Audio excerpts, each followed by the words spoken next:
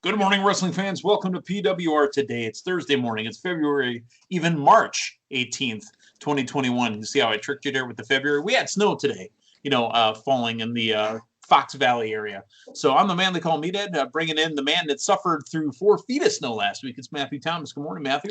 We even had a little bit yesterday, but you know what? It stopped about halfway through the day and the sun came out and we're almost, we're not completely thawed out, but we're getting really close.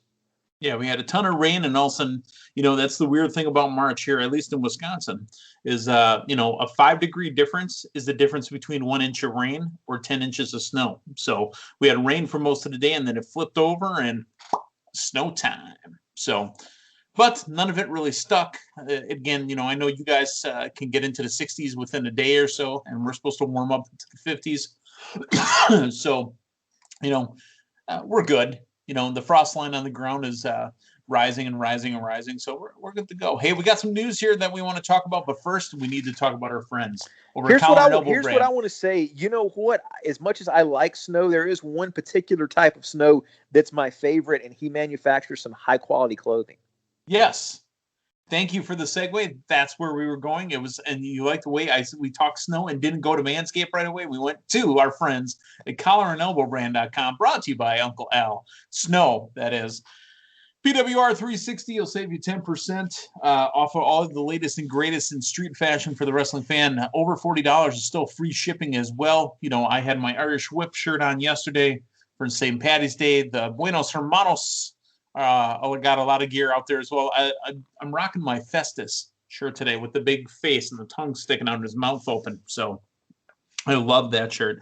PWR 360, 10% off at collarandelbowbrand.com. And then let's talk about manscaping. We are at that time of the year. I know it's not beach weather yet in Wisconsin. It could be spring break time beach weather down in the Florida, the Panhandles, all that area down there. Make sure that you're shaving down that 70s bush and using your Lawnmower 3.0. Use the promo code PWR to save yourself 20%. Plus, there's free shipping as well with manscaped.com. Hey, Matthew, I got a question for you before we get into news.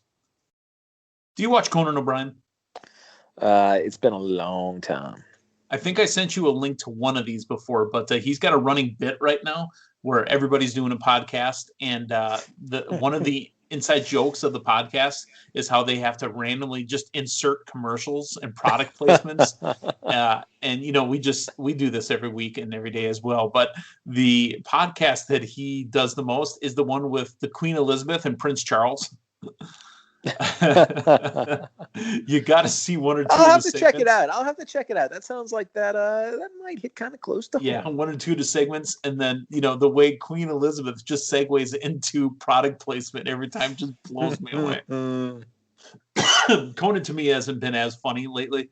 Again, the politics and the pandemic and whatever. I don't need to hear Hollywood people get preachy with me. So when everything's done and we're back to telling jokes, maybe I'll come back around to Conan O'Brien. Does he have an audience, or is no? It, they were taping at Largo in LA, okay.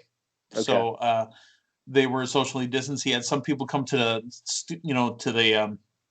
the concert hall, Largo, the theater, but still sitting 6-8 feet away, on the stage. A lot of people doing video chats. I think Louis Anderson was on the show with him yesterday, via video chat. So. Fantastic. California's a dumpster fire anyway. So, but let's talk a little wrestling. Big wrestling news coming up tomorrow morning, 10 a.m. Eastern, 9 a.m. Central. For the second time, they are back in business. WrestleMania tickets going on sale. Ticketmaster, Friday morning, 10 a.m. Eastern, 9 a.m. Central. Friday, March 19th. They are going on sale. This time, there is talk from our same friend down at Bay News 9, Spectrum News in the Tampa area, that WWE will only be putting 25,000 people in there. I really do believe, Matthew, tell me what you think on this. I really do believe that the word got out that they were going to try to do 25,000, 45,000. They were going to try to fill the building for both nights, and they got a lot of pressure because they are a publicly traded company to cut it back. Yeah, it wouldn't surprise me one bit. I mean, I think that you've got to, like we talked about yesterday, I mean, this is going to be a push-pull fine line over what they want to do. maybe what what Pride says, trying to be the biggest that they can put in there, during this COVID era, versus what is deemed irresponsible in the public sphere. And you're a publicly traded company, and you just probably erring on the side of not making such a big wave, or Yeah. rocking the boat too much. And you got a lot of big money network deals going on right now. So yeah, they're playing the PR safe side, and I don't blame them for that whatsoever. But tickets again going on sale. This is not an ad for WWE, but folks, tickets on sale tomorrow morning, 10 a.m. Eastern, 9 a.m. Central. So, and Bad Bunny's not on the poster anymore either. So I don't know what happened there, but some changes recently happening. Obviously, they kind of rushed into announcing McIntyre and Lashley for the Raw side on WrestleMania for the championship, making the McIntyre-Sheamus match this Sunday. I mean, not really having any consequences or any, stakes at it. So who knows? And, the Bad Bunny thing, he's promoted for WrestleMania. He's probably going to have a match with Miz and or John Morrison, Johnny Drip Drip. Yeah, it definitely seems to be the way that things are headed, but at the very least, it was unexpected. But Miz got, as short-lived as it was, another title run out of it. Hey, one more thing before we move on to AEW and NXT last night. Did you know that Impact booked a show to air live on the Saturday night of WrestleMania? Here's the thing, watching Impact this week, the build up to basically letting Tommy Dreamer book the card, I was excited about it. I can't imagine they're going to do this. I can't imagine this stands. It makes absolutely no sense whatsoever. You're not making a statement. You are negatively affecting your bottom line and actually inconveniencing a lot of wrestling fans that might have given this a buy anyway. This has got to be changed. I can't imagine they go forward with this. It's a card brought to you by Tommy Dreamer, and we know that Tommy's got his House of Hardcore, so this might be a House of Hardcore show. I just cannot believe, there was a time, for those Milwaukee area fans that might know this or might have heard of this, there was a time when WCW was running house shows, and, we joke about the Jeremy Pivens thing, right? Remember when he got in a ring and he was supposed to be promoting SummerSlam and said Summerfest? Yeah. For those that don't know from the Milwaukee area, Summerfest is the biggest musical festival in the world, and it happens in Milwaukee over the 4th of July weekend. It's 11 days. And WCW, for some reason, didn't pay attention, didn't care, whatever it was, booked a house show on a Sunday afternoon during Summerfest. Do you know how many people they had there? About 100, 150 people. WCW. And this is during the hot wrestling run of like 98, 99. Yeah. 100, 150 wow. people. And I mean, wow. The people at this, the match, I think it was Hogan Flair was the main event. Oh my goodness. Right. And I was like second row, third row. This honestly felt like it was held in a garage. Yeah, yeah. Because there was nobody there. Dude, I saw stuff like a 6-man tag with Benoit, Jericho, Eddie Guerrero, DDP, Macho Man. Dude, they were all there. Well, it's got to be like a fever dream, seeing that with a crowd of 100 people. Right. Going, this can't be right. What is going on here? Here's the thing, though. Like, that is one we haven't talked about it recently because there haven't been house shows. But, you do it right. A lot of times these house shows, you can get a little bit closer than you would for a televised event. And you've got, your talent's a little bit more relaxed. I remember actually sitting front row for a house show back about a decade ago. And, looking back at the card now, you really look at what classic matchups you had. Main event was actually Undertaker Edge.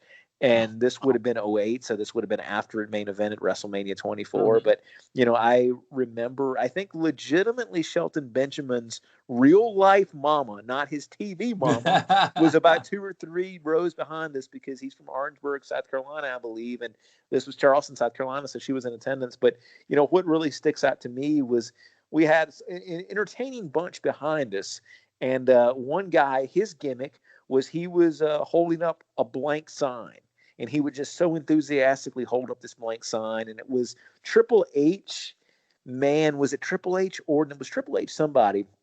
But Triple H, when he got up there, he points at him and he's like, dude, you do realize your sign is blank, don't you? And of course, they were just, yeah, it's blank, yeah. But just that Red One, some of the more fun live event memories I have just being at these, smaller, more intimate house shows. Sure.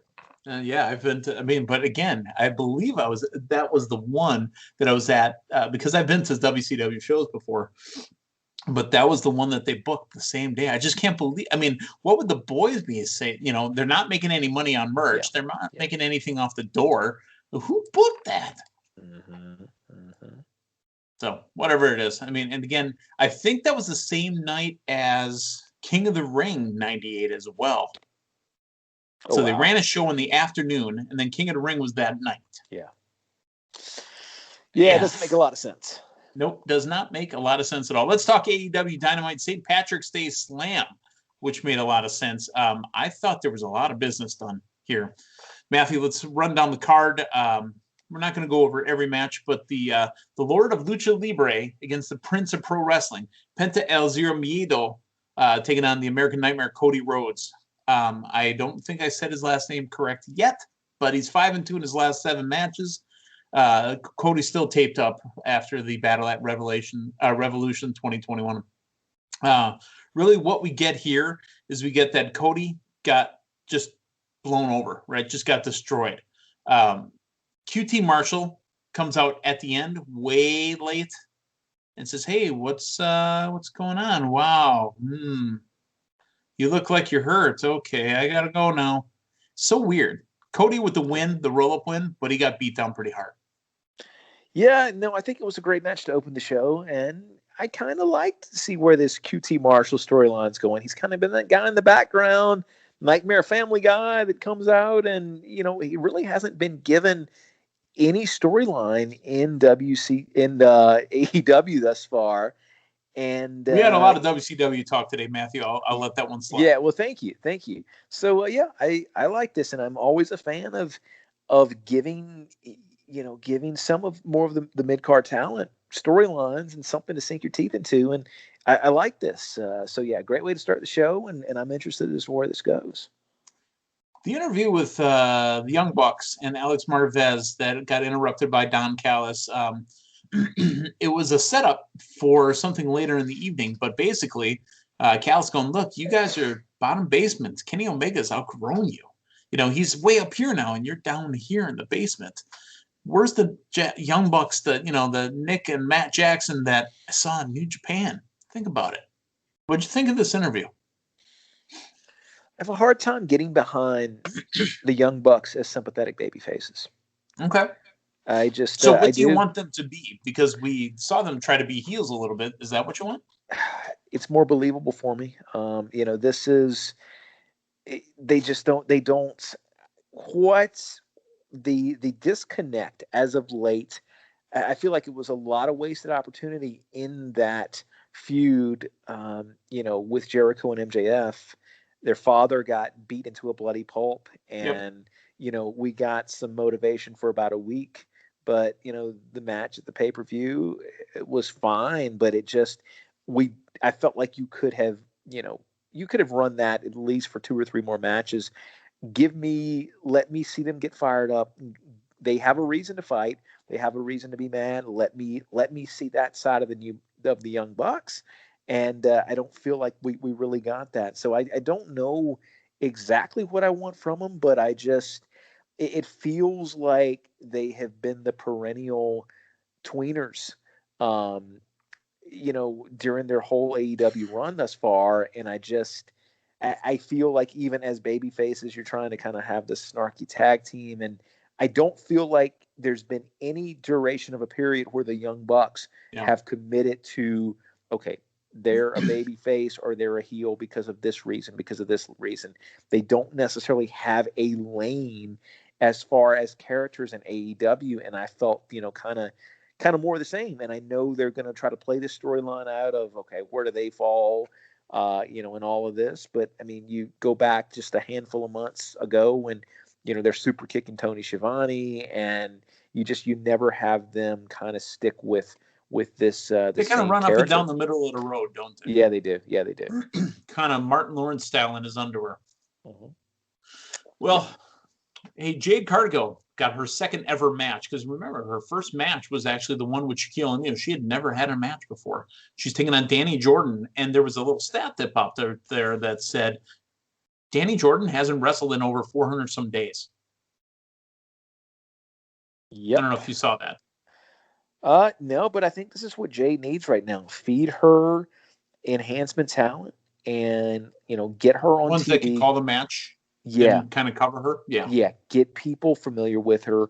Like I said, I think that, maybe there's some greenness there, but she's got a good look, and she just needs a chance to cultivate that talent and just get that exposure on Dynamite, not Dark, on Dynamite. I think she's got, she has got that look of that measuring stick of, this is the person that's going through the airport. She's somebody, that is, Yeah. I don't know who that is, but that's somebody.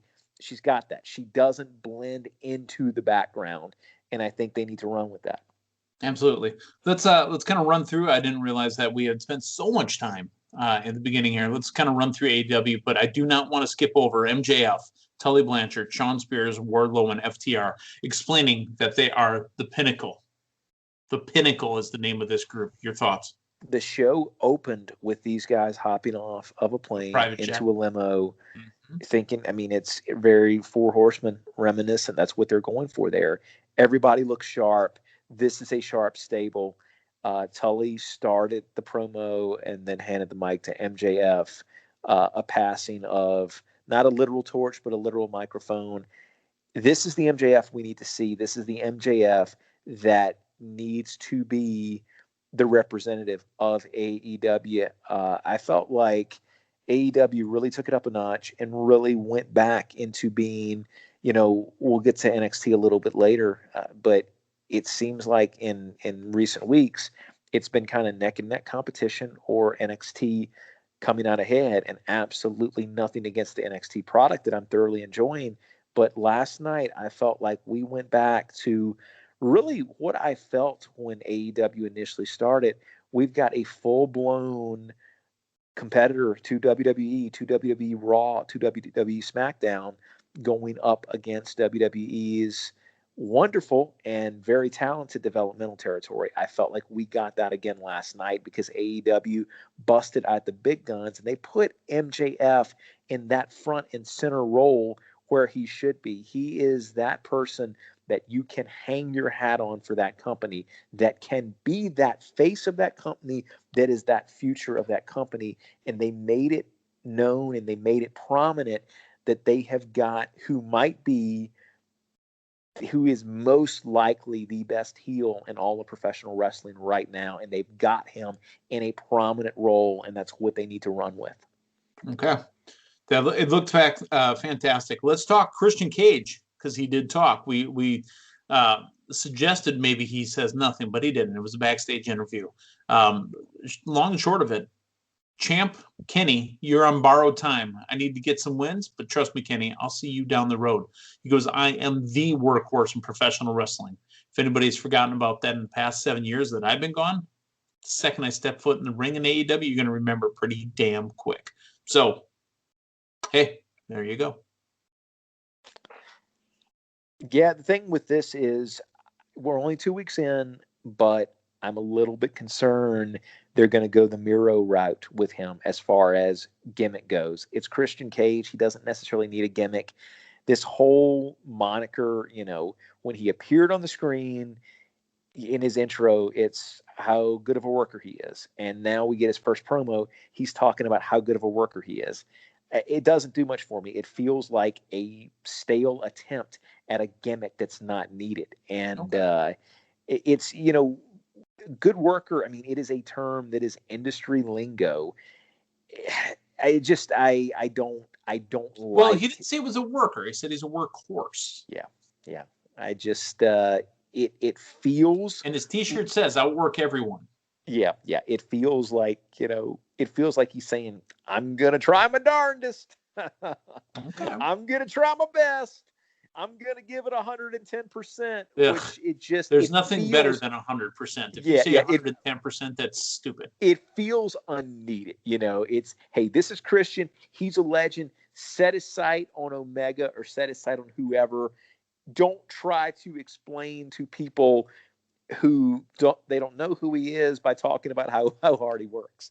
I don't like that aspect of it, but happy to see him, and happy to see him potentially set his sight on Omega. I think whoever his first feud's going to be with, it's going to elevate that person, and we're in for a good match. Moxley and Kingston against the Buenos Hermanos, the Good Brothers. Good tag team match, and I love that the Good Brothers attack Kingston right away, even though that's the heels going after the faces. But really brutal match. I ask you this question again, Matthew. We are running a little behind here, so I don't want you to go too deep into it. But I ask you this question: we have a different Moxley now. Yeah. What do you think of this Moxley that we're getting currently? This is the best Moxley that I've seen in AEW, because he seems comfortable. He seems to have a very good chemistry with Kingston, and there's something about this Moxley that just feels like, okay, we're getting who Jon Moxley is in a completely non-forced manner, and I like what we're seeing here. I think it was a great idea, to team him up with Kingston for right now, and I think it's great for everybody involved. It's giving us a reset on Jon Moxley to a certain extent, and it's giving Kingston a little bit more of a high-profile setup, and getting him, he's with Moxley, but he's not the leader of yet another stable. Real quick, let's talk about Shivani interviewing Darby Allin and Sting. Again, we said this yesterday morning. What is the point of Sting going out there? Sting didn't say a word last night, and I thought this was a terrible segment. And Darby Allin needs some practice, because he says, you know what? You know how long I've had the TNT Championship? I've had it for blah, blah, blah days. You know how many times I defended it? 3 times. No, that's garbage. So open challenge, and I'm dedicated to the greatest TNT champion of all time. And I was like, are they talking about Cody? No. Then I heard Brody's, which, so Dark Order, who's it going to be? Come and get this belt next week. Lance Archer comes out with Jake the Snake Roberts. And, when Jake last week said, I'll see you next week, Stanger. Not Stinger, Stanger. Lance Archer is the one that came off looking good in this, because I thought he cut a decent promo. Yeah, Jake may have made the worst analogy in the history of analogies. What did he told him, asked him where his bun was, because he was a wiener. Weenie boy.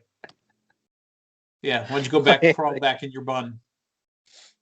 That's a lot of setup for somebody calling somebody a wiener. We got that. What I like most about the segment, though, was once Team Taz came out, we got a little bit of a teaser of a riff with Cage and Team Taz, which I think is a great move. I think Cage needs to be all by his lonesome. I think he's benefited from being, with Team Taz, but Cage is somebody, when you're ready and you want that next big star, you can book like a Lesnar or a Bobby Lashley. And I think as soon as Brian Cage, I'm doing it now. As soon as Cage, part. Yeah, if we don't get the Cage and Page versus Page and Cage, I mean, what are we living? You've got that next big star. I mean, Brian Cage is he's another guy AEW down the road can hang their hat on. So last night was both Cages, but we got 0 pages last night. So 2 Cages, 0 pages. You know how WWF used to have A-B towns? Maybe that's what they do. What Dynamite does with the shows. You have Cage shows and Page shows. Until you have the big build-up at All Out, Cage versus Page and Page versus Cage. In a cage. In a cage, refereed by Diamond Dallas Page, with commentary by Page. All right. The main event. It was an unsanctioned lights-out match. Anything goes. Matthew, I want to ask you this question. Is this the match that the women's division needed? Did they do what they needed to do to elevate the women's division? 100%. That's exactly this. In the history of AEW thus far, I put this match up there with the Adam Page, Kenny Omega versus the Young Bucks tag match. Is probably in the top 2 best AEW matches. I was that fond of this match. This was fantastic. It was gruesome, and there was color, and Oh yeah. there were some risky spots, but at no point did I feel like this was a spot fest or just shock and awe. Even in the context of the things like the thumbtacks, there was psychology involved. I loved when Thunder Rosa broke up the mandible claw by rolling back into the tacks. You had great use of psychology here with everything. And my goodness, this was absolutely outstanding.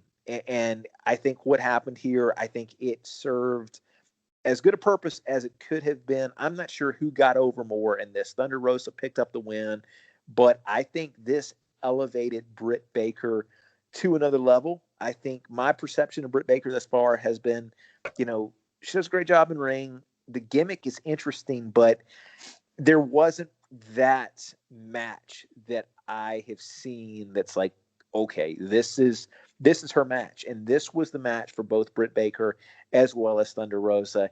Their women's division shot up to another level last night. Okay. That was AEW Dynamite. Let's go over NXT real quick. And, we have always thought, and we've always talked about how AEW and other, shows had always counter-programmed against what WWE or NXT is doing. I'm telling you, NXT is counter-programming their matches compared to what AEW is announcing. AEW announces a week before, sometimes the night before, and I think NXT counter-programmed what they had in the main event last night to combat that match. Your thoughts? Yeah, no, it's definitely taken into consideration. I mean, you're going up head to head. You're not operating in a vacuum. Okay, so let's talk about it. Show opens up with Finn Balor calling out Cross and Balor talking to each other. The tag team champions come out, and it was.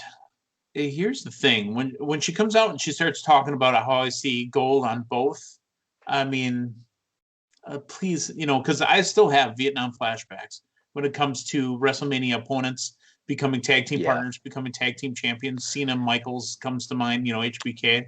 Like, oh God, please don't. Sasha Bianca Belair. Oh, you mean like this Sunday? Oof.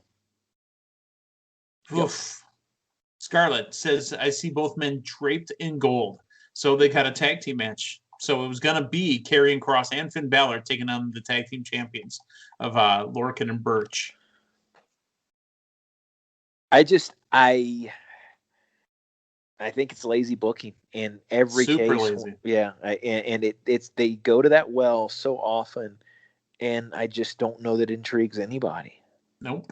Let's talk about the one that I was intrigued by, Dexter Lumis and Austin Theory. There was a spot in the middle where Theory went for a hug and hugged Dexter Lumis, and then he freaked out and put his move on him after that. This was not not the match I thought it was better than I thought it would be. Yeah, no, I thoroughly enjoyed it. I think they're telling a great story here, and I really, and I mean, it's credit to both guys, but it's really a feud in which I think Austin Theory's personality and character can flourish. Adam Cole refused to leave the ring until O'Reilly met him, but Cole instead got William Regal, who informed Cole that O'Reilly was banned from the Capitol Wrestling Center after re-aggravating his existing injuries. Cole screaming to the cops with handcuffs on him that he was run off the road by O'Reilly. This took a very unique and I think interesting turn. Yeah, always interesting when you involve some vehicles into it, Yeah. Regal demanded both come together next week, promising the solution. How do you know they're going to be available next week, Regal? They might be under arrest. Very possible, reminiscent of, was it the Steiner Brothers? No, it was an NWO angle. No, it was NWO running the Steiner Brothers off the road, right? I think so, yeah, in the desert, right? Yeah, I think so. I mean, they've done that before. Remember the night after Goldberg lost his belt to Nash, Goldberg got arrested for allegedly doing something to Miss Elizabeth. And my goodness, was it Johnny B. Bad, or was this WWF Mark Marrow days when, how do you know it was 4 flat tires? What angle was that, man? I don't remember. It might have been Johnny B. Bad and Dom and Dallas Page back in early DDP days, but for some reason that just went off in my head. Yeah, I don't know about that. We have, and again, maybe I wasn't paying attention, but I didn't realize there was 2 cruiserweight champions. Well, they're now face to face. Jordan Devlin and Santos Escobar face to face, and they're going to figure out who's going to be the real cruiserweight champion. Your thoughts? It's kind of like when it was 2 Undertakers. Or how many doinks did we have? Like 6? Yeah. Well, actually, it's really only 2 because remember when the Bears tried to kick the field goal to win that playoff game, they got the double doink. Yeah. So inform me, man. Like, it's kind of a surprise to me too. So one is an NXT defendant and the other one is 205 Live. Is that right? Or is this other one from NXT don't know. UK? I think Devlin honestly was out with injury and they gave it to Escobar, and Devlin says I never lost it. Interesting. Okay. I need to refresh myself on the storyline. We're going to have to go back and dig into it. Surprise to me. Man, you got 2 belts. You got to hang them. You got to suspend them from an apparatus and have a ladder match. And then find Judy Bagwell. Yes, you do. Hey, let's talk about Tommaso Ciampa defeating Marcel Barthel. Ciampa had an interview earlier, and he said Toothless Timmy is not in the house. So is it Toothless Timmy and Grandpa Ciampa? Yeah, I think that's the. Is that what they go by, Grandpa Ciampa? Is that why he's growing his hair out for Grandpa Ciampa? Yeah, that's what he's going for, I think. All right, so this is my first time in a very long time because I've seen pictures of him, but I've never actually seen the man. Walter makes a stunning return to the black and gold brand. Walter is the NXT United Kingdom champion. Yeah. This dude's been champion damn near 2 years. That's a big boy. He's huge. He's been the leader of Imperium, and we barely see him because, he's always in NXT defending his belt. But your thoughts on Walter? Walter and Ciampa is a takeover money match. These 2 guys, I haven't seen much of Walter's stuff. I've heard great things. I'm very intrigued. He looks like a baby Huey, honestly. Is what he looks like. And you're really kind of, as long as Ciampa's been in NXT, what you're faced with is finding, fresh, intriguing feuds for Ciampa. This is it. Sure. The debut, again, I feel this man is a superstar in the making. And, in his promo, he said, they use the word superstar here. I got called a megastar. I'm on my way. I'm L.A. Knight. Yeah. We had speculated that it would be against Bronson Reed. It wasn't. It was against a gentleman by the name of Austin Gray. I thought that L.A. Knight let him have too much offense. Yeah. We know why the offense got in there, because Bronson Reed came out holding L.A. Knight's Gucci handmade something leather jacket, and he tried to put it on. And he just ripped it to shreds. Just done. But L.A. Knight's music, also terrible. Give me a replay of it, man. I may have missed that. Love that song. Sounds kind of 8-bitish. Yeah, no. But his music is also terrible. Look, you know what? This dude's gonna work past that awful name and that awful music. To get him over, you need to let him talk every day. Let him have the microphone. I know there's smack talk. I know there's raw talk. There's got to be something for NXT. Let him on the microphone. This dude will get himself over. No, absolutely. That's where the money's at right there. You've got to. The more you can hear him, then the better everybody is, and the better that trajectory is, I believe. Main event. It was the tag team champions Oney Lorcan and Danny Burch defeating champion Finn Balor and Karrion Kross with Scarlett. And Karrion Kross went berserk at the end and started going after Finn Balor. The writing's on the wall, as far as the story goes, that Karrion Kross is supposed to blow right through Finn Balor. I don't know if Karrion Kross wins this match when they have it, on the. I got to assume this is a Peacock exclusive. Yeah, it just depends on, what the next move is for Finn Balor. I think Finn Balor's NXT run has really helped his career. You're seeing not only his career, but the show. He's been carrying the show. Yeah.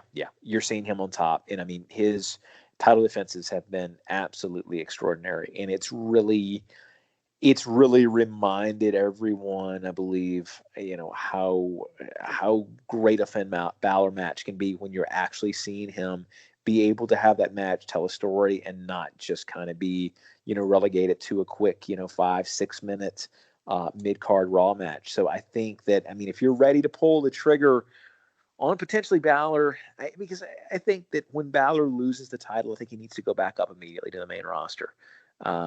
Just because there's going to be a lot of fresh feuds up there. And I think Finn Balor is coming into the main roster much like he did when he initially premiered, to that big star, because it seems like so many people have forgotten that's your first Universal Champion. Yeah. And he never, after he lost that title, whether they were concerned that he, might be bit by the injury bug, he's never really gotten back to that level, on the depth chart on the main roster. And I think that this could be that reemergence of Finn Balor, shooting right back up the card. So if you're to that point, I mean, I'd say, yeah, let Cross blow through him and put Balor back on the main roster, give Karrion Kross that run. The only thing that is stopping, I think, a potential Karrion Kross dominant run is you've got something very similar on that main roster, with Lashley. And, is that too much what like a Cross run would be? This bigger guy just blowing through people? I don't know. And that's what's going to make TakeOver so intriguing. That is PWR today for Thursday, March 18th. For Matthew Thomas, I'm the man they call Meathead. Hey, thanks for stopping by. So long, everyone.